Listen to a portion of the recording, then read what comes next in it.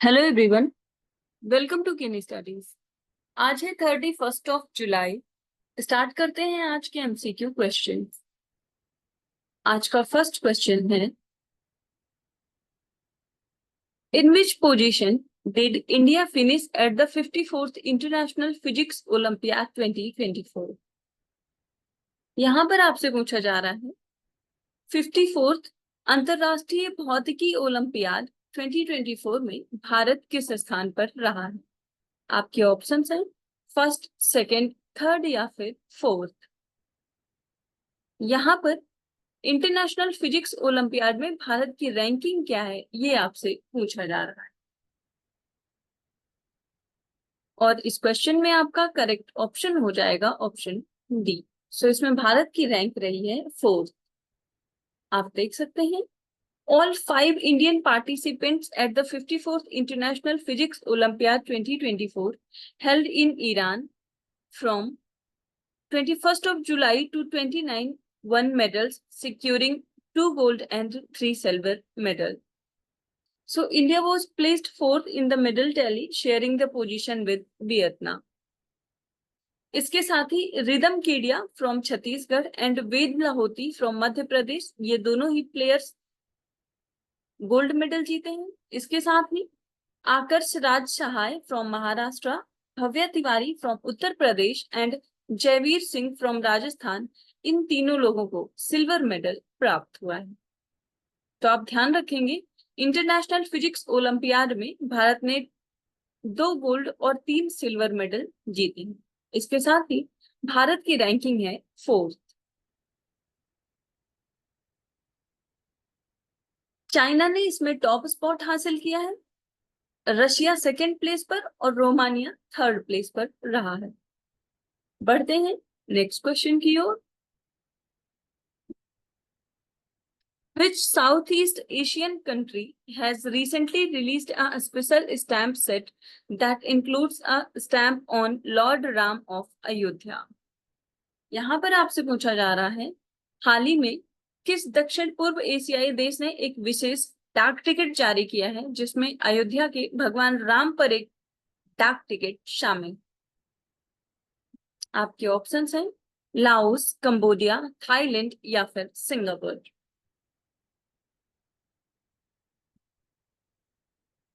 और इस क्वेश्चन में आपका करेक्ट ऑप्शन हो जाएगा ऑप्शन ए। सो ऐसा करने वाली कंट्री है Laos.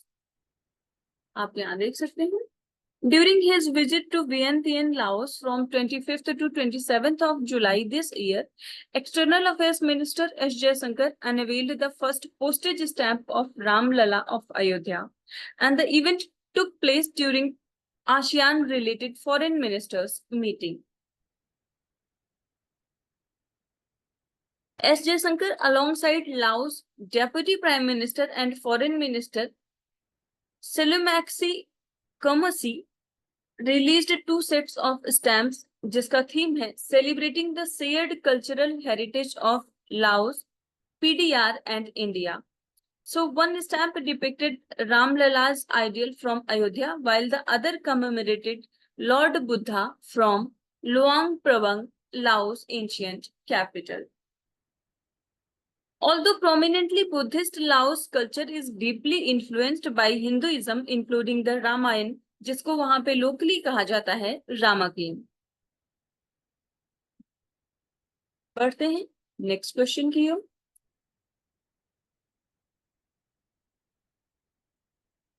Became the youngest and fastest female para swimmer to swim across the English Channel.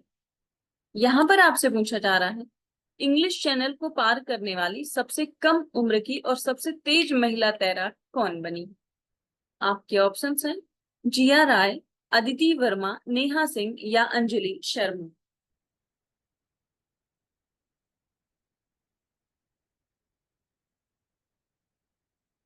और इस क्वेश्चन में आपका करेक्ट ऑप्शन हो जाएगा ऑप्शन ए।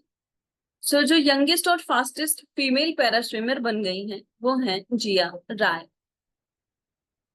आप यहाँ देख सकते हैं, so 16-year-old Jia Rai from Mumbai became the youngest and fastest para swimmer to cross the English Channel covering 34 kilometers from Abbott's Cliff in England to Point de la Côte d'Or in France. So she completed the swim in 17 hours and 25 minutes, setting a new record for a para swimming. She also holds the world record for being the youngest and fastest swimmer to cross the Park Strait, swimming 29 kilometers from Talaimannar, Sri Lanka to Dhanushkondi, India in 13 hours and 10 minutes. तो आप ध्यान रखेंगे GRI बन गई हैं youngest para swimmer जिन्होंने English channel को पार किया है और इन्हें फास्टेस्ट पैरा स्विमर का भी इन्हें टैग दिया गया है। बढ़ते हैं नेक्स्ट क्वेश्चन की ओर।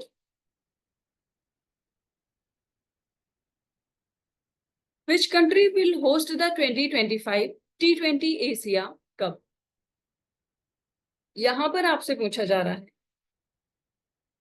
2025 में होने वाला T20 एशिया कप की मेजबानी कौन सा देश करेगा? आपके ऑप्शंस हैं इंडिया, पाकिस्तान, श्रीलंका या फिर बांग्लादेश। और इस क्वेश्चन में आपका करेक्ट ऑप्शन हो जाएगा ऑप्शन ए। सो ये करेगा भारत। आप यहां देख सकते हैं India will host the Men's Asia Cup in 2025 in the T20 format, marking its first time hosting the tournament since 1990. And India, the reigning Asia Cup champions, won 2023 edition by defeating Sri Lanka in the final. The 2023 Asia Cup, organized by Pakistan Cricket Board, used a hybrid model due to India's refusal to travel to Pakistan, resulting in India's matches being played in Sri Lanka.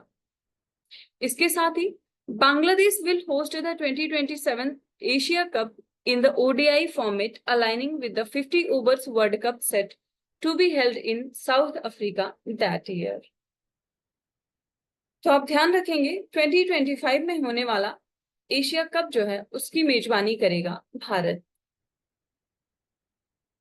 बढ़ते हैं next question की ओर। Which of the following statements is correct related to Persian Gulf? यहाँ पर फारस की खाड़ी से संबंधित कुछ कथन दिए गए हैं और आपको बताना है कि इनमें से कौन से स्टेटमेंट्स करेक्ट है। फर्स्ट स्टेटमेंट है the straight of Hormuz is the narrow waterway connecting the Persian gulf with the gulf of Oman.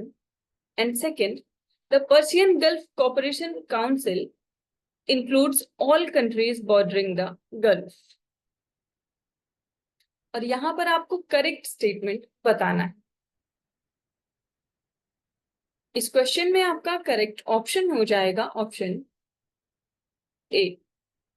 सो यहां पर फर्स्ट स्टेटमेंट आपका सही है जबकि सेकंड गलत है। आप यहां देख सकते हैं। सो पर्शियन गल्फ की बात करें तो it is part of the Indian ocean and it is located in western Asia, जिसको अरेबियन गल्फ या फिर गल्फ ऑफ ईरान कहा जाता है। It lies between the Arabian Peninsula and Iran to the southwest and southeast respectively. It covers approximately 251,000 square kilometers with a maximum depth of 90 meters and an average depth of 50 meters. So, Strait of Hormuz की बात करें तो it is indeed the narrow waterway that connects the Persian Gulf with the Gulf of Oman, playing a crucial role in maritime trade and security. इसके साथ ही Persian gulf cooperation council की बात करें तो it does not include all the countries bordering the Gulf. इनमें शामिल होते हैं Saudi Arab, Kuwait, UAE, Qatar, Bahrain and Oman. इसमें इराक शामिल नहीं होता है। बढ़ते हैं नेक्स्ट क्वेश्चन की ओर।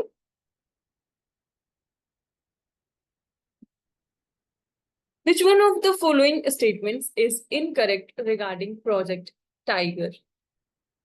यहाँ पर प्रोजेक्ट टाइगर से संबंधित कुछ कथन दिए गए हैं और आपको बताना है कि इनमें से कौन सा कथन गलत है। फर्स्ट स्टेटमेंट है, it was launched in 1973 from Jim Corbett national park Uttarakhand. Second, it is governed by the Environment Protection Act 1986. Third, the initiative is administered under the Ministry of Environment, Forest and Climate Change. And fourth, National Tiger Conservation Authority is the immediate supervising agency of this project. और यहां पर आपसे incorrect statement पूछा जा रहा है। इस question में आपका जो ऑप्शन करेक्ट हो जाएगा वो होगा बी। ये आपका ऑप्शन आपसे इनकरेक्ट पूछा गया है तो बी आपका इनकरेक्ट है। यहाँ पे आप यहाँ देख सकते हैं, project tiger is a wildlife conservation movement initiated in India to protect the endangered tiger, and the project was initiated in 1973 by the Ministry of Environment, Forest and Climate Change of the Government of India. So as of March 2024, there are 55 protected areas that have been designated as tiger reserve under the project. And as of 2023, there were 3,682 wild tigers in India, which is almost 75% of the world's wild tiger population. So Project Tiger is headed by an additional Director General based at New Delhi with the regional offices at Bengaluru, Guwahati and Nagpur. The wildlife habitats that fall under Tiger Project are categorized into different conservation units, जिनमें शामिल हैं Shivalik Terai, North East Sundarbans, Western Ghats, Eastern Ghats, Central India and Sariska. So आपने देखा कि जो project tiger है ये शुरू किया गया था 1973 से और इसका मोटो है इंडिया लीड्स टाइगर कंजर्वेशन। बढ़ते हैं नेक्स्ट क्वेश्चन की ओर।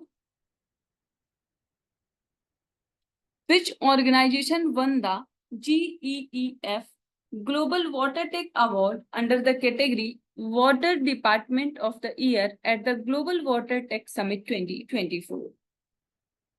यहाँ पर आपसे पूछा जा रहा है, ग्लोबल वाटर टेक समिट 2024 में किस संगठन ने water department of the year श्रेणी के तहत GEEF global water tech award जीता है?